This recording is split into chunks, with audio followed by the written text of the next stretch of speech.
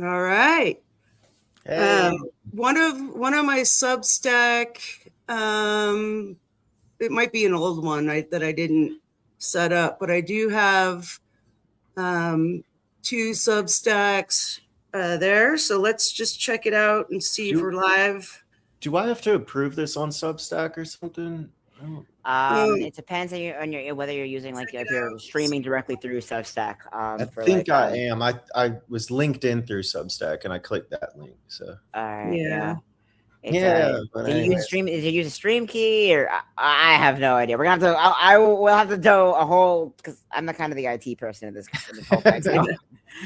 Uh, oh, All right. So there's a little bit of lag okay. between StreamYard and Substack, but it is showing we are live. I'm looking at Nero's. So it's counting down 7.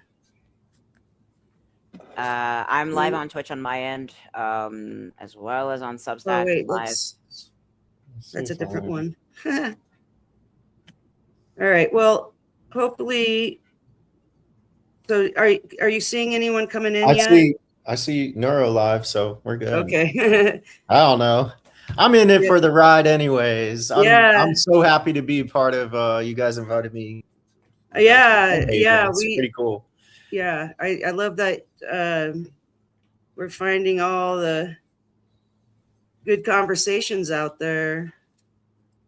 Oh man, there's so many. Like, I've seen a lot of lives that just really interest me, especially on Substack all over. I'm never really watch YouTube anymore. I used to a lot more, but Yeah. yeah, The steady landscape writing. has changed. Yeah. The landscape has definitely changed. It's changed. So Tig, you're live?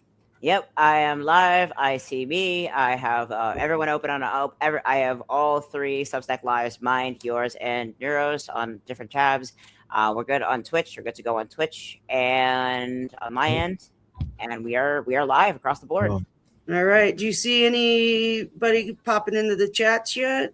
Oh, I see Joe. Hello, Joe. Joe is live on Neuro's end, and Julie Elder. Hello, Julie. Hello, Richard Hogan. Welcome in.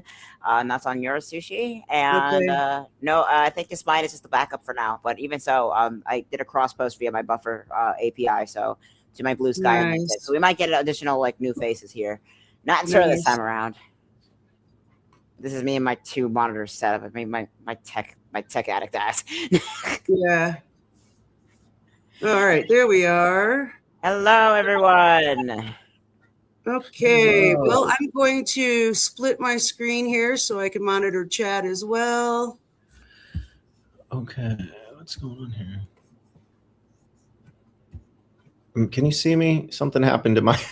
Oh, no, we still see you. Okay. Yeah. Can I? Oh no. It's also that whole thunderstorm. Okay. Oh, hey. Okay. I need to mute the Substack side so I'm not hearing both sides and a lag. Okay. All right. Yeah, I'm gonna fix mine.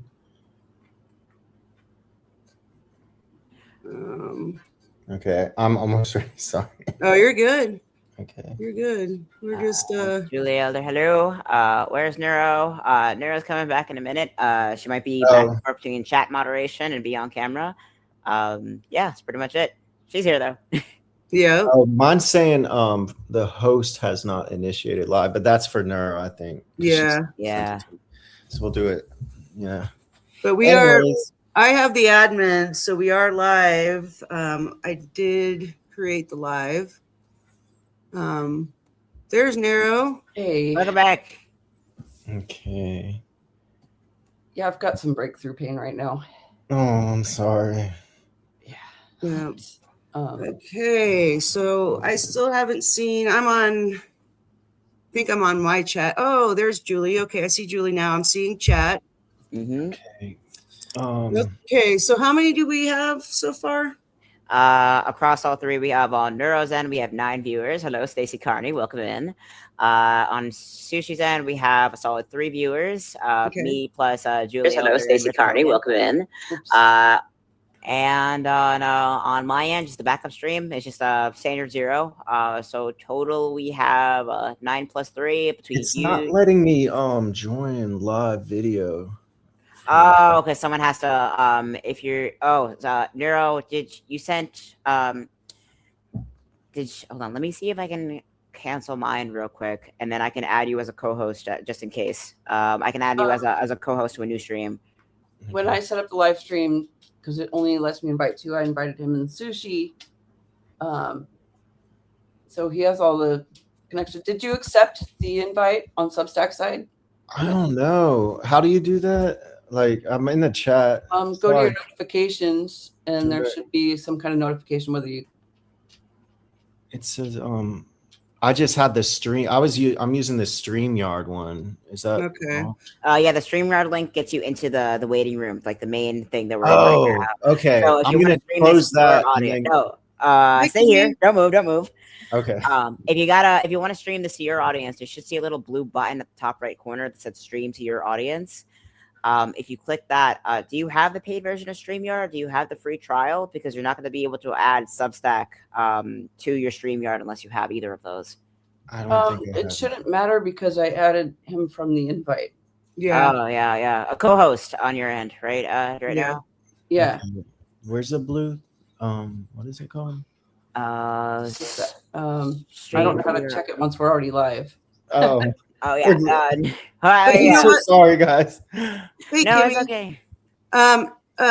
Emmett, what you can do is we will repost this after it's done, and you are welcome to just share it again to your personal site. Oh, I wanted my live people on there. It's okay. No, I got you. Okay, hold on. Here, let me see. You guys go ahead. Okay. We'll get started. I'm going to go to my live video right now. Yep. So let's see. And all right, we'll get started while Tig is doing some admin stuff, some tech. Emmett, what you could do probably is just share the live stream and tell them to go either into Neuro, Sushi's, or Tig's. Okay. For now. Okay. Let me do it. I invited so many people. I'm sorry. Oh yeah, let's get them. We get it. I think. Oh, I see something up here. Okay, let's just do it. It's all good. All right. Yeah. I can't before you accepted the invite. So.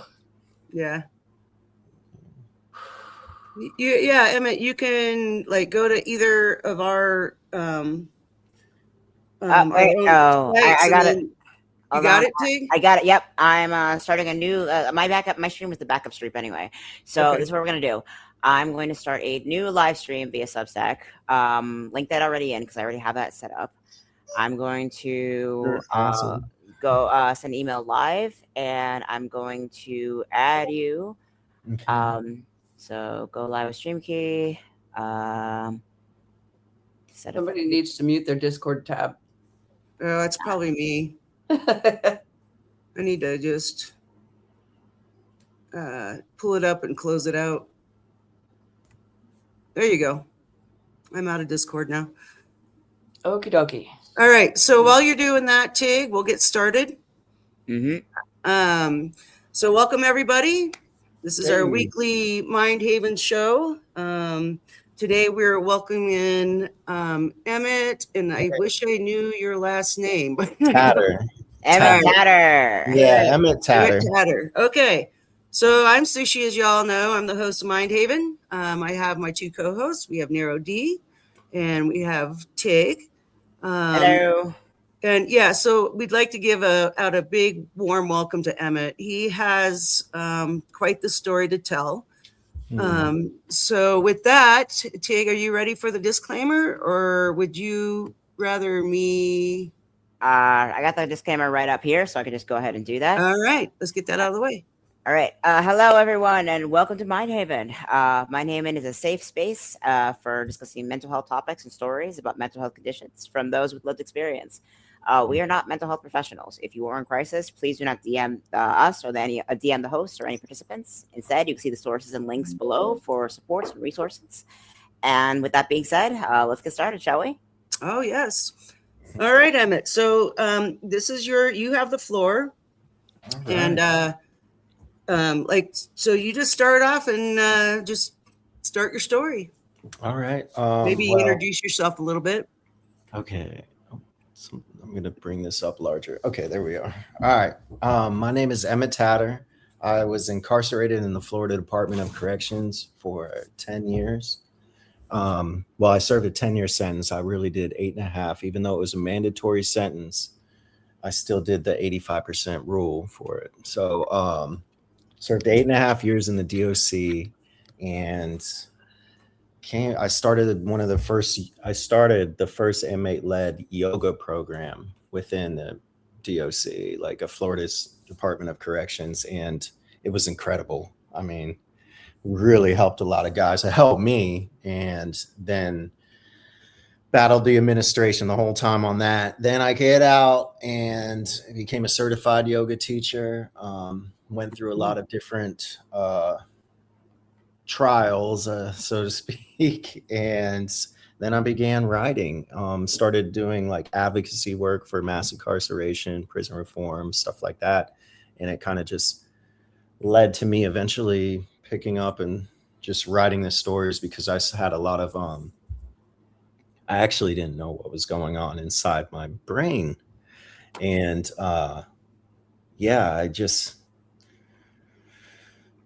so a lot went into that. I was pretty messed up, but I began writing. It didn't start out as I'm going to write a book. I'm going to, tell my whole entire story to the world or anything like that. It was just solely a practice for me. Like I needed to find the Emmett who I learned to respect from prison, which is strange to say, but I grew to love that individual. I was motivated. I had goals. I had passion. I discovered passion. I discovered yoga inside, and I wanted to connect with him again. And I started writing, and about halfway through, when I got to the part about me doing yoga, I realized that I wasn't him anymore. And the person I was at that time was depressed, had things going on inside my mind that I had no idea what was happening. I didn't believe that I, Emmett Tatter, could have PTSD or trauma. I just always accepted anything that came at me inside. It was just how I got through. But coming home was such a drastic change. It was so different for me. And it was something that I had to work through. And I quit writing, and I had a mental break in 2021, actually. And that's when it got serious. I started going to counseling, did a lot of things, like signed power of attorney to my parents. I was like, please let me come back home and just get my head right, sleep, work, get situated. I had no idea this counseling, and I started learning that we all have prisons in our mind. And while I was there, I really leaned into that and accepted the help. And that was something that was so strange to me. I used to refuse help. I didn't want help. I could handle anything. I'm Emmett. I'll get through whatever. And we all sometimes need help. We all sometimes need that pat on the back to be like, it's going to be okay. And it is okay now, but it was so difficult to get there. But one thing I did do is I began writing my book again, finished it in a couple months, 250,000 words. Wow. Yeah, it was crazy. And then that was just for me, but I showed some articles to my mom, and she started sharing it with her friends. And, there's this professor that has caught some of my talks that I've done in the past at different events. And he read one, and he's like, Emmett, man, this could be a book. And I just shoot him off like, no. This is for me. These are just, because some of the book was really heavy. And, I began editing the book and was like, you know what? I started believing in myself more.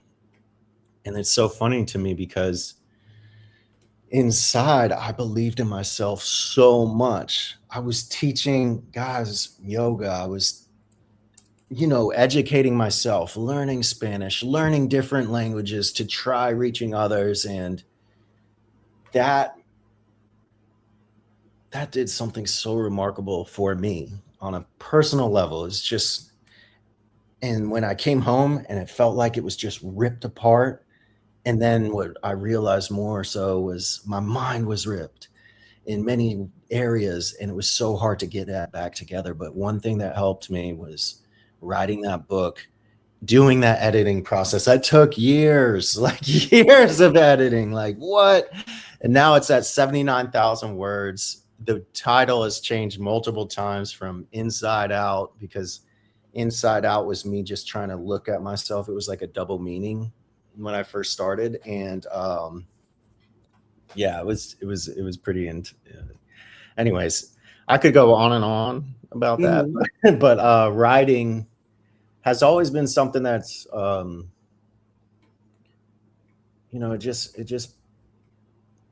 it's something I'm very passionate about. I've always been passionate about reading books. And one thing I can do is thank my mom for that. While I was inside prison, she would actually send me a lot of books, because a lot of material there just was not. And she would send me books from her book club or wherever. And some of these stories are what I leaned into to become who I am today. Some of these books actually mentored me through that time, because the role models, there weren't too many of them. At least the one, there was amazing people, so much untapped talent inside prison. But you got to be very careful. And I always just said, I'm going to do this myself. I'm not going to join a gang. I'm not going to do this. And I just focused. I read, and, I went to confinement a few times. I did, a lot of stuff happened, but I'm here today now. My book count time's complete. It's 79,799 words. Just recently, I got a call from Killer Nashville. It's been named a finalist for the Claymore Award for Best Nonfiction. So I'm like super psyched about that. I'm starting to get my articles published and just really trying to take ownership of where I've been, who I am now, where I'm going. And, it's a full-time job, but I'm happy to do it. And I'm happy to be talking with all of you now. And spreading the story and spreading my story about mass incarceration, especially about coming home and experiencing real complex PTSD or anxiety issues, and trying to help others and educate others about what's happening inside. There are really bad people, and I understand that. I've met some that, to me, I'm like, I ran into an abolitionist the other day, and they're like, we should get rid of all jails. I'm like, well, I don't know, because man, I was in there with dude, he'd eat you right now. Right? Not feel anything about it. And so I've ran into some evil people, and there's people that do things to just the rabbit hole goes on in that regard. But one thing I'm so thankful for now is just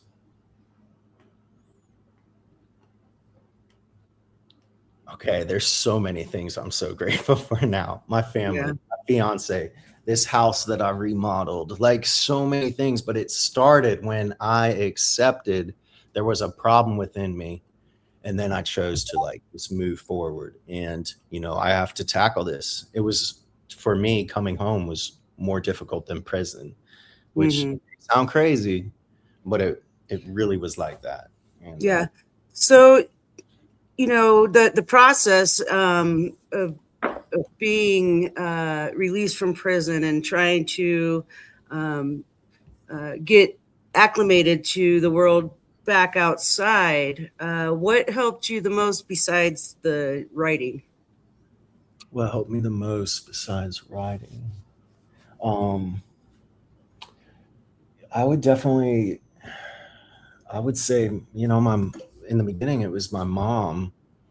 And then it was also my yoga teacher who I met in New York, because I traveled to Brooklyn, New York, and, you know, got my teacher training. He reached out and had me do a workshop with him, opening my heart chakra. And after that, like shortly after that, I met my fiance. You know, she was my girlfriend then, but she's always been so supportive of me and really helped me know that I'm okay.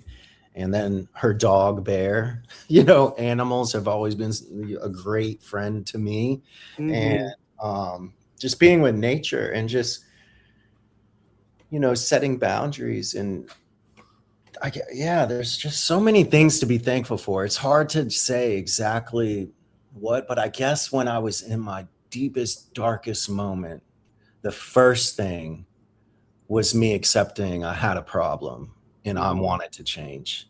I knew either crazy or, you know, I didn't want to go back to prison. And my passion is to help people. But yet I was destroying myself in so many ways because I refused to accept that there was a problem within me. And I wouldn't even label it as a problem. There were just many different things happening within this mind. Yeah. I just had to find out what that is. What is making you do this? Why are you doing this? And who are you, Emmett? Because you're identifying as the Emmett you were in prison, but you are no longer him. You aren't that individual. And I had to accept that I'm different now. I was different when I was 5, 13, 20, 25, 30, and you keep growing, you keep changing. And it's just accepting where you are at that moment. And then like, I want to keep being better. I have to be. This is who I am at heart. And so, yeah. Did I answer that? Yeah. I'm like going on and on, but yeah, I'm here. I'm trying to make it count. And that's what my book is about. That's what everything that I do is about, just making my life count, making your time count. And I think every one of us can do that. And it's just about unlocking those mental, you know, finding those little prisons within our own minds and finding the keys and busting open the door. I don't know. So, yeah. Well, it takes a really strong person to really realize that, you know, and you know, I've myself I'm 55 and have my own trials and tribulations, and every day I'm changing and learning from life. So yeah. Sorry, honestly, I got your thing tagged right now. Oh yeah. Oh no, you were in the thick of it, and I really, honestly, that was really good. I really appreciated that, honestly. Yeah, but while you're clicking that, I'll add you into the chat so you can stream to your audience as well midway. But another question that I have for you, not just what helped you. I'll do this later. Oh yeah. I'm over it now. Yeah. Yeah. Another question I had, not just what helped you acclimate after you got after you got out of prison, but you said a few times that you were actually in confinement, in solitary for more than once. You said actually. Oh yeah. So yeah. I was wondering. I had a question as to if writing was one of your biggest means of acclimating and reclaiming that humanity. What helped you? Did you ever have moments where you feel like you were losing it in confinement a little bit? Oh yeah, there definitely was a time. I actually wrote a chapter on it in my memoir, Count Time. Well, it was a series of events that were happening. So I mean, I witnessed an officer murder a man in front of me, you know, and you know why I went to confinement was because at Lake Butler RMC in Stark, Florida, up there, it's infamous, and there was a lot of officer brutality. Well, what happened was I saw my friend, the whole dorm did, and we watched it outside in the hallway. These 3 officers were just jumping my friend, beating him, jumping in the air, landing on his head in their boots, and spraying him with this chemical they call Black Jesus. And they say it because they named it Black Jesus because they say it makes the black man scream for Jesus. That's and they laugh about it. And that's what they were spraying him with. Get a whiff of that, boom, and then jumping in the air. So a bunch of us guys, there were 400 of us, were supposed to lay down, refuse to lock down when count time came. And out of all these 400, only 25 of us actually did that. Because, it's scary. These they will kill you. It's not a game. It's not a pretend. It's not fiction. It's really happening inside Florida prisons, and not just Florida. I'm sure all across the board. But Florida's like the worst of the worst, honestly. Oh man, I wish I could really had more hours because it's so bad. But so when I went to confinement, it was for that incident. We said we were going to stand up for this man that was almost killed in front of us. And we went to this confinement. And while I was in there, they gassed us with the Black Jesus is what they call it. And, but that was nothing, that's what you expect. That's not really what it was that really made my mind go through it. It was a series of the events, the spray, the abuse that you've witnessed already for years go on. And then, you're getting moved to different confinement cells and you're dealing with different people inside there. And then at one point I get put on property strip at Swanee CI. And to this day, I hate the cold. I can't stand it. It was a torture weapon. They kept it so cold. I mean, I can't even tell you when they do property strip at Swanee CI Annex in Florida prison system, they take everything. Your mat, and it's a metal rack, so you can't even. It's so cold in there, you can't even sleep, and they take it away for 3 days at least, and it can go on. And then sometimes you're getting these things called air trays. It's got a flap, so when they're giving it to you, it looks like the officers are doing their job. If it's on camera or something, they can see it. But when you open the flap inside your dorm, there's nothing in your tray. So You're being starved. The lights are on 24/7. Freaking. And then property strip. Whoa, I'd rather get gassed than deal with property strip because it was so freaking mentally tough. The only way to finally sleep, I realized, was do 10,000 jumping jacks. There's no wonder I had plantar fasciitis for 2 years in there. Jumping jacks. You pay so many times to give yourself shin splints in both legs. Oh man, just to freaking cool yourself down. You do so much, and it's and then finally just so exhausted, just begging for just a little bit of sleep. Just give me 5 minutes and a little bit of comfort. Curl into a ball sitting on the toilet because it's impossible to sleep on your rack. So that prolonged over time.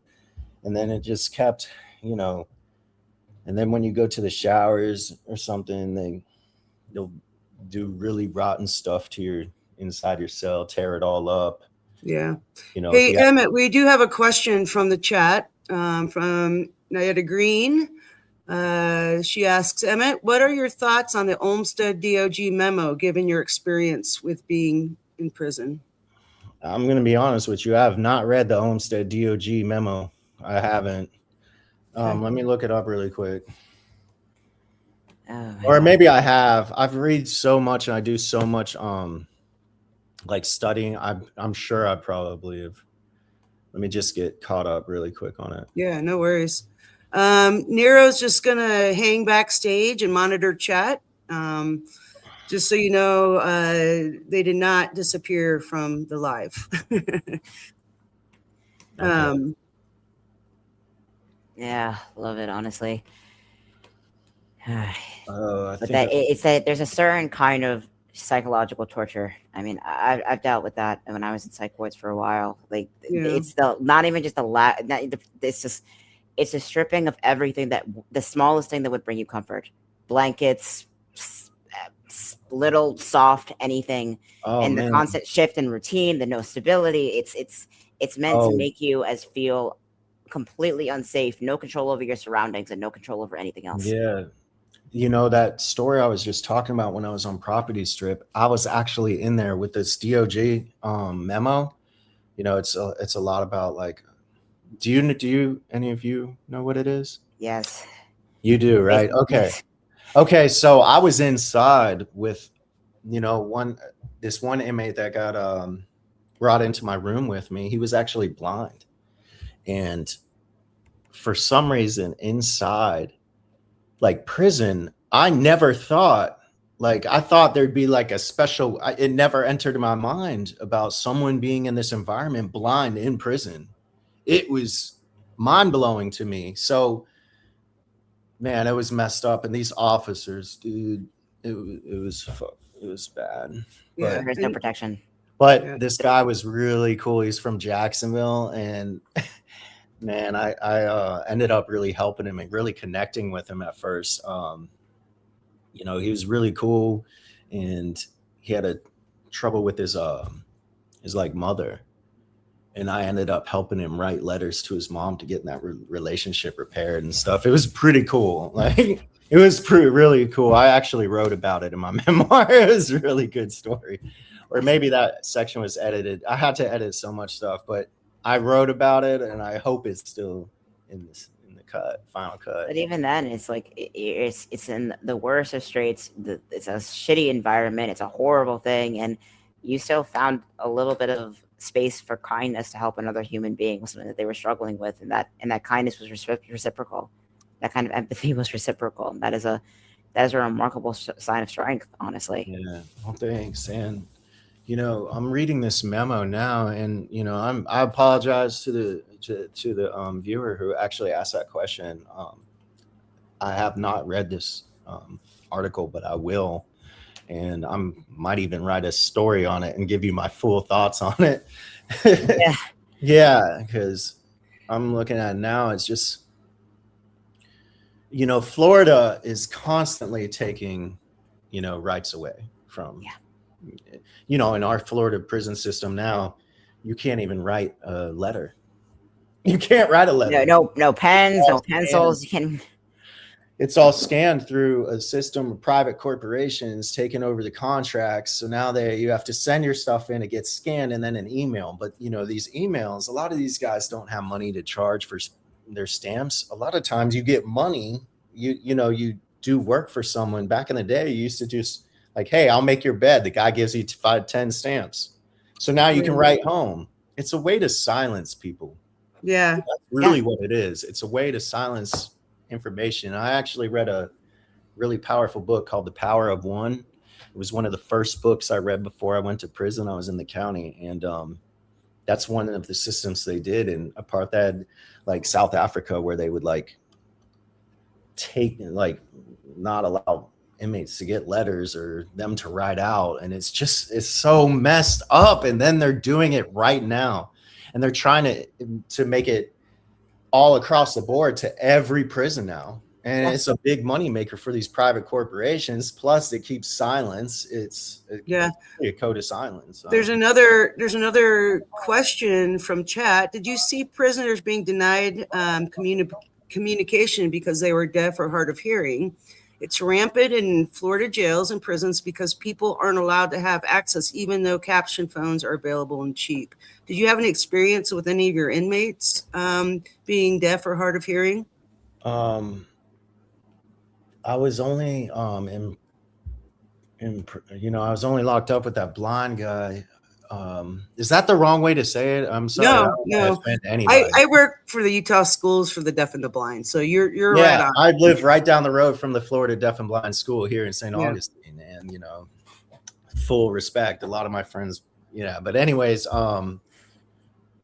I've seen so many horrible things within the system. It is so hard to pinpoint, because if anybody thinks it, this is all I can say about what's going on sometimes with some officers. Not everyone, let me be clear about that. Not everyone is a straight terrible person or a Sure. psychopath just in a uniform. There are some good people, but inside Florida DOC, I can't speak of other prisons, but I know one thing for a fact. Inside Florida DOC, it doesn't matter if you're blind. It doesn't matter if you can't walk or you're paralyzed, you're paraplegic, quadriplegic.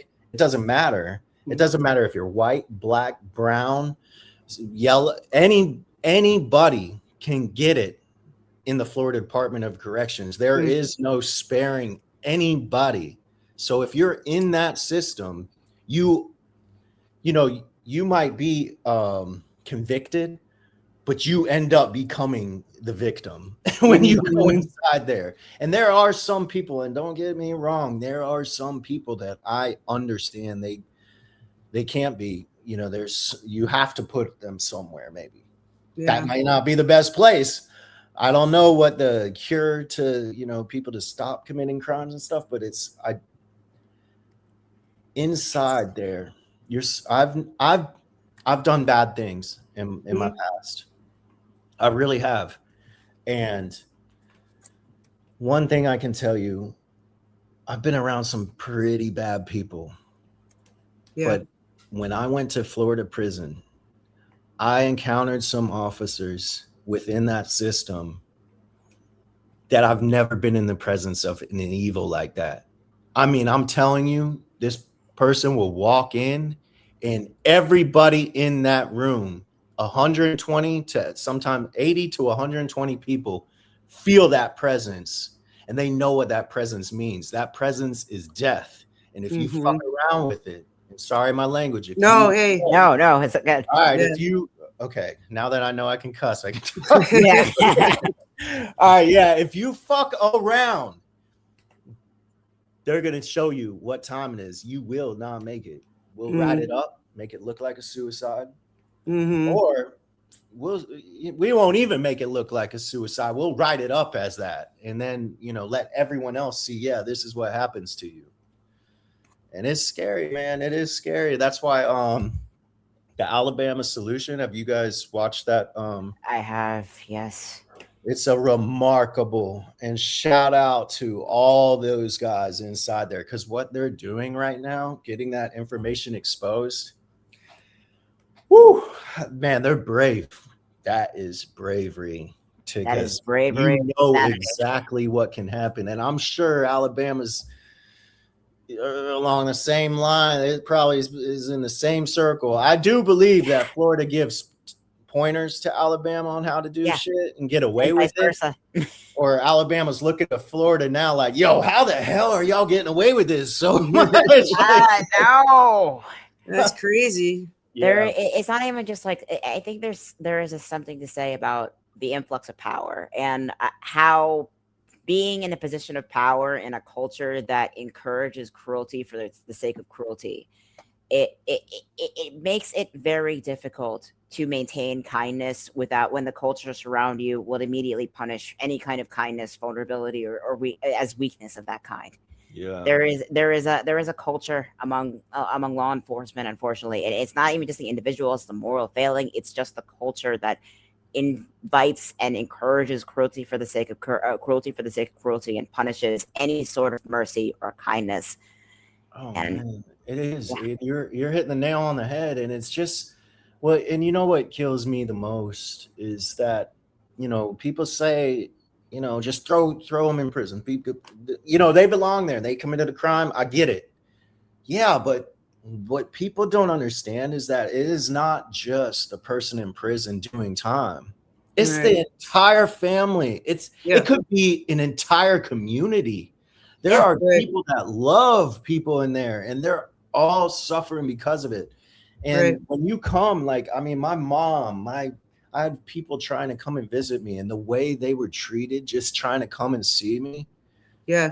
It would make, I don't know. These people just saying oh, I should go to prison.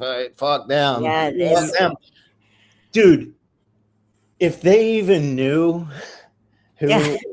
how despicable these people will treat not the prisoner, family members. Yeah. It's all family members that get abused by proxy.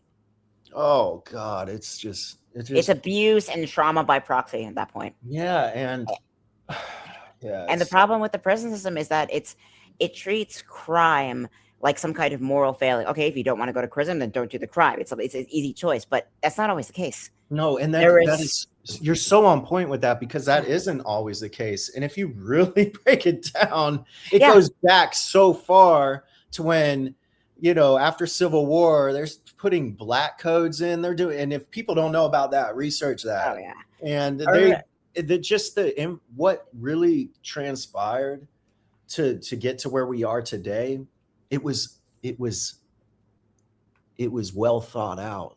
These people did that with a real plan. They knew exactly what they were doing and what they're doing to whole entire communities out here, making poverty, just racism, new Jim Crow laws, like all sexual abuse, bullshit. The sexual abuse of it all. I mean, I find it. Isn't it kind of this little mindfuckery, honestly, with it? Because you will get more time in either a federal or local prison for property destruction based on how much money that property was worth than you would for sexual assault or even pedophilia in many cases. Mm-hmm. Dude, I'm about to write an article now called the prison system is a serial killer. It's gonna be raw. Wow. It is. I'm looking forward to it. Oh, it's gonna be. I just wrote an article. It goes so far into but it has so many statistics about how yoga heals, how you can find healing in yoga, and it's cost effective. It's very low cost setup, and it actually works.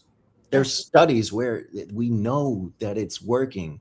So why not give someone something? Or Dr. Baz Dressinger, she's with Incarceration Nation. She wrote the book Incarceration Nations, but she also did set up a pipeline for people to go to school. And that's an amazing program. We need education. We need people to get out here and if you give people the means to improve their lives, they will do just that. Mm-hmm. It's the punitive, the cruelty is the point, unfortunately. And the whole point, and the screwy thing is that it doesn't even work. It doesn't even work. More incarcerated people, more people in prison, more people in solitary doesn't bring down crime rates. More cruelty doesn't stop people from committing crimes. More resources do that. Yeah, it doesn't. And there's so many reasons that there's a lot of reasons what's going on right now is why it's taking place right now. And I'm so sorry, I'm having a million thoughts about how fucked up and why the DOC system is so corrupt, so messed up. And I guess it just is bringing me back to we can do better. I believe that. We need to do and better. I believe in people, and I've seen the worst of the worst of prison guards, the brutality of killings, but I've also seen very courageous officers too, very courageous people within that system that they aren't with that, but they have to survive it too because they're doing time too. So it's, but it starts. The corruption level is so hardcore. The Department of Corrections on a corruption scheme is down here, and it just spirals up and up and up. Yeah, and these laws. Yeah. But hey, Emmett. So another comment from Nyada Green. I don't necessarily agree with that. I'm assuming it's back a few comments or discussion before. And I have family who have been in prison and are in law enforcement. At some point, it is about personal responsibility, but also I think it's demographics too, right? Because you're in Florida, the Florida system, and I believe Nyada is up in the Northeast. So I I don't know, Nayeta. I think demographics really play a huge part of that. I Yeah, do agree. as well as What just what is she resources. disagreeing? Which comment? What did I say? Do you Yeah, know? I was trying to talking a get lot. back to that. I wish I knew which one, because I think hey, it was. I think it was about like the corruption within the prison guards and whatnot. That's what I'm assuming. Well, come to Florida. Yeah, that's what I was invite thinking. you. Come down here and see what it's like. But I'm telling you, no, dude, I have some officers that I still talk to today. Sure. There's some great people. Yeah. One of them helped me with questions when I was writing my book. You know what I mean? It's like that's what I was saying. There's really good people, but there's really bad. And she is right. It does come down to personal responsibility, but it doesn't only just start with inmates. It starts with officers. It starts in the higher ups. It starts with our people we elect. It starts with, where does that? It starts with community access. And also it's like, it's not just it's not just like, it's where does that start? But also like the idea of personal responsibility being the sole and only definitive reason for the actual benefit of incarceration, it's a tricky one, because you can't whether it's personal responsibility whether you're in prison or not is kind of besides the point. It doesn't always work. What are you supposed to learn from having your autonomy stripped away like that? What are you supposed to learn from being in a constant state of psychological torture and a constant state of trauma? The deterrents don't work. That punitive measure, it doesn't work in the way people think it does. Yeah, it's. Let me read something. I'll read something that touches on that. And so I wrote this the other day. It's for an article, but I'll give you, I guess, a sneak peek of it. Yes. It's submitted right now, so I don't know if I could get in trouble for this, but I'm just going to read this out for the viewers and everyone, just so they understand that I'm not just speaking, out it's been documented. This isn't just me, Emmett Tatter, saying it. There are many groups, agencies that are documenting exactly what we're all discussing here. Like, things are messed up within the Department of Corrections, and, not just there, but I couldn't lie to myself anymore and act like prison didn't fuck me up. Right. I couldn't say shit like I don't have complex PTSD. Only soldiers or real trauma victims get that. A peer-reviewed study found lifetime PTSD prevalence of 17.8% among incarcerated men and 41.1% among incarcerated women. And the researchers flat out said it's still widely underdiagnosed because of lack of knowledge and a system that never properly screens for it. Bear with me for a moment while I lay this out.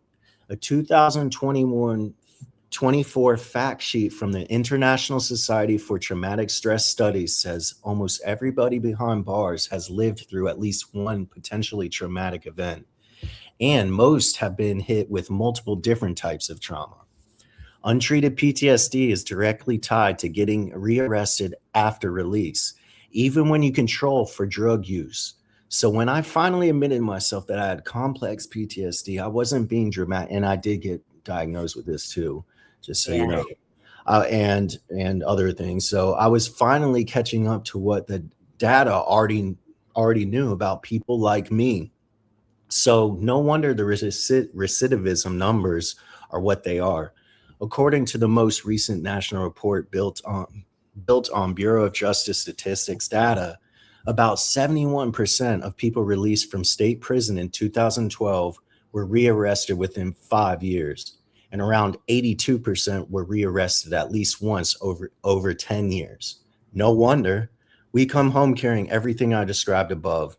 And let me tell you that what I described above in this article is nothing like right now. So with no real tools, no real support, in a society that would rather lock us back up than ask why we're struggling in the first place. So why are we struggling? Why are people really committing crimes? Like, is it just because of drugs? Is it just because of this? Or is, what's going on in the communities? What's going on at home? Are these people suffering? It just is a rabbit hole to keep going. But the system sets the conditions for failure and then acts shocked when failure happens. And here's another dirty little detail nobody on the outside really sees. These numbers are hard to get.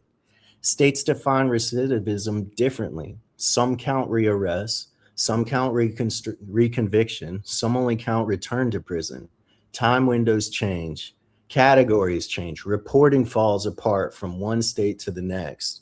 There is no simple national dashboard you could pull up on your phone that tells you how many people went back in last year and why. It's all scattered, delayed, and inconsistent.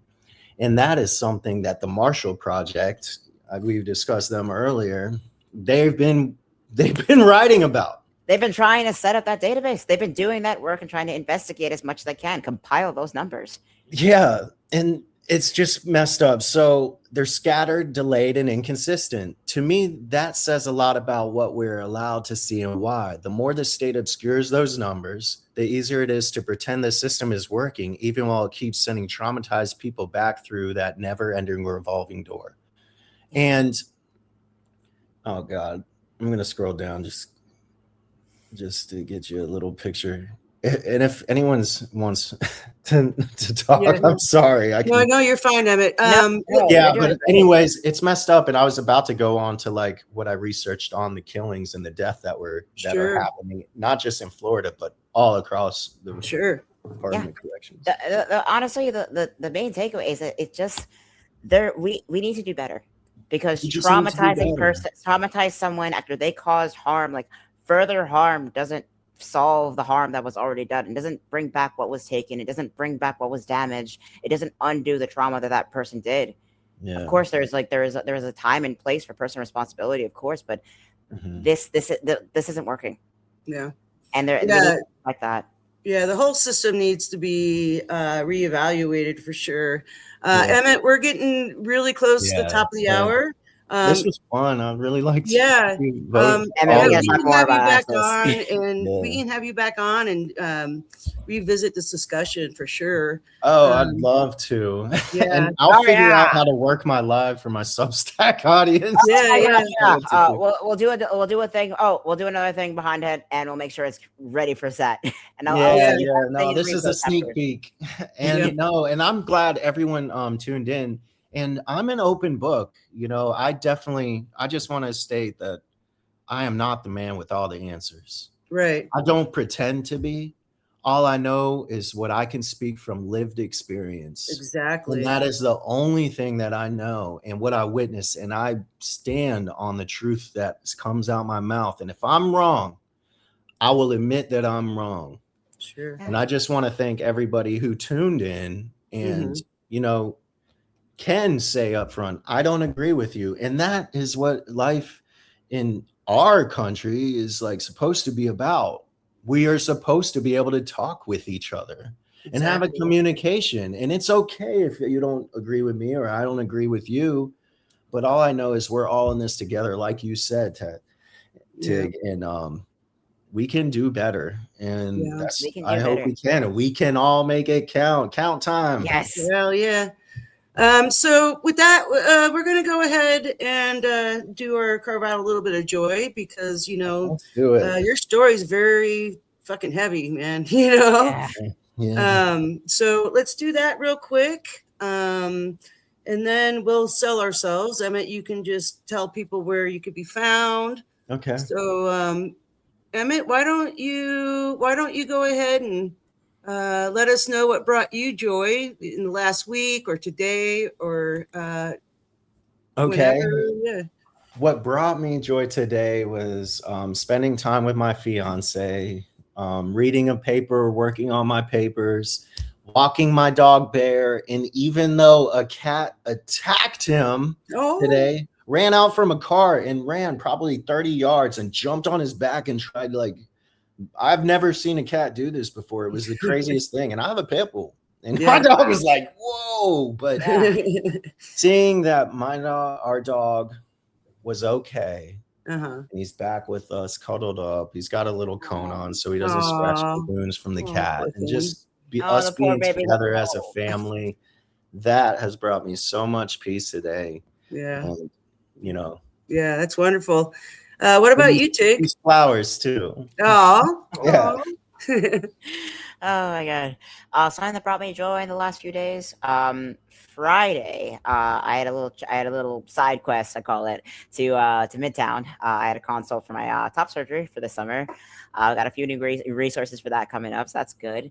But also, after the consult was over, I just walked across the street to Central Park Zoo, and just went to the MoMA and just went on a little adventure, a little excursion around Midtown, Central Park Zoo, and just it was so nice to just put my headphones on, listen to anime soundtracks and the Avatar: Last Airbender soundtrack, just watching the sea lions and just sitting on the bench or just looking at Monet paintings. It was a really, really awesome. nice day. Yeah, God. that's great. Yeah. That sounded yeah. perfect. Yeah. So for me, being in Utah, we're in a very hot spell right now. It's like 105 to 109, depending on where you are in the northern part. This is not even the southern part of Utah. Yeah. Half the state is on fire. At any rate, I had the absolute joy of going over to a friend's house yesterday and dipping in their pool and being able to cool off with friends. And that's nice. Yeah, that was very, very nice. So with that, let's go ahead and sell ourselves. Throw out your plug there, Emmett, where people can find you.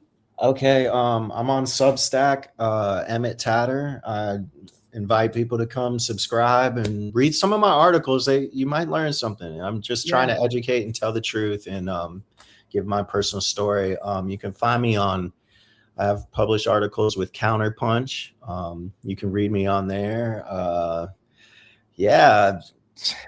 My book Count Time just became a finalist for the Killer Nashville Claymore Award for Best Nonfiction. So let's keep going, and I'll keep writing. I'll keep sharing my journey, my story with everyone that, that is interested to even hear it, love it. Hey, I get it. We all have stuff going on, but let's just all make it count and do our best. Namaste. Yeah. Woo. And Tig, where can we find you? Hello, I'm Tig Mansueta. I write Tigology on Substack, and I have a larger platform. My website, tigologyverse.com. You can find a lot of my essays as well as Substack, not on Substack exclusive writings. I have a few fun projects coming up, and really just coming up with a plan to fix the world and everything that's wrong with it. Essentially, I'm an inspiring actuarial scientist. Multidisciplinary is my thing, and so I think everyone we need more magic and more mad science in this world. And that's what yeah, dude. Yes. All right. I'm a Gryffindor too. Yeah. Oh my god. All right. All right. And then, we just got a comment from Nikki. This is becoming one of my favorite shows. Thank you, Nikki. That's so sweet. Much love. Love. Yeah. And so I'm Sushi, the host of Mind Haven. Everyone knows, I think, everyone knows where they can find me. I can be found on YouTube at Sushiphiliac. Along with Substack at Sushiphiliac. Yeah. So, hey, Emmett, we are definitely going to have you back on. Continue this conversation. Yeah. It's a lot to dive into. It's a lot to dissect, and my brain is all over the place. So sometimes when a simple question, I have like 30 different answers for it. Because there's so much information. So all right. Well, we're going to close it out here real soon. Emmett, just stay put. Once we end the live, we'll just meet backstage and we'll discuss having you back on. Okay. So, hey, everyone, thank you so much. Yeah, thank you. Coming on, everybody. Much love. Much love. Thanks, all right. We'll see you all soon.